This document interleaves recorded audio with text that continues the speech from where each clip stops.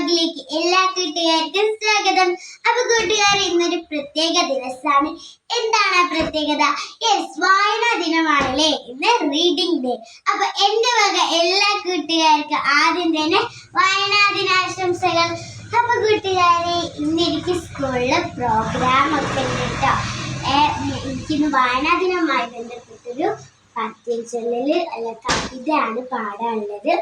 അപ്പം ഞാൻ നോക്കിയാണ് പാടുന്നത്.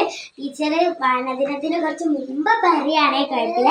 ഇന്നലെയായിരുന്നു ടീച്ചർ ഇത് പാടാണ്ട് എന്നോട് പറഞ്ഞത്. അതുകൊണ്ട് എനിക്ക് പെട്ടെന്ന് കാണാതെ പഠിക്കാൻ അറിയില്ല. അപ്പൊ എന്റെ പാട്ട് നിങ്ങൾ കേട്ടാലോ? അപ്പൊ നമുക്ക് പാടി നോക്കിയാലോ?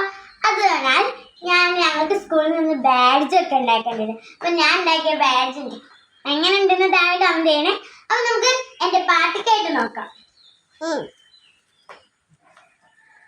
വായിക്കണം നമ്മൾ വായിക്കണം, വായിക്കണം നമ്മൾ വായിക്കണം, വായിച്ചു നമ്മൾ വളർന്നിടണം, വായിക്കണം നമ്മൾ വായിക്കണം, വായിച്ചു നമ്മൾ വളർന്നിടണം.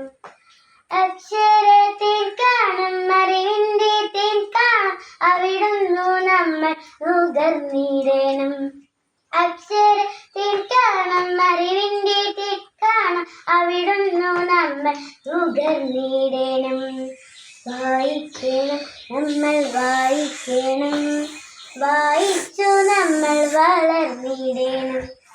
പുസ്തക ചങ്ങാതി കൂടെയുണ്ടാവൻ, പുലരും മുതൽ നിദ്ര തഴുകും വരെ.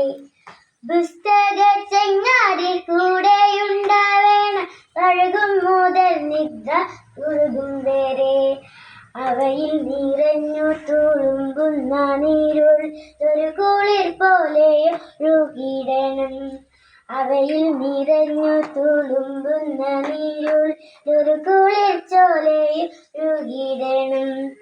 വായിക്കണം നമ്മൾ വായിക്കണം, വായിച്ചു നമ്മൾ വളർന്നിടണം.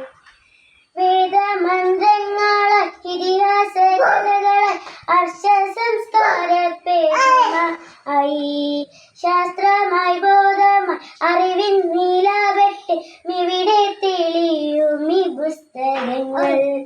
പുസ്തകങ്ങൾ കൂടെയുണ്ടാവേണം, പുലരും മുതൽ നിദ്ര തഴുകും വരെ. അവയിൽ നിറഞ്ഞു തുളുമ്പുന്ന നീർ. അപ്പൊ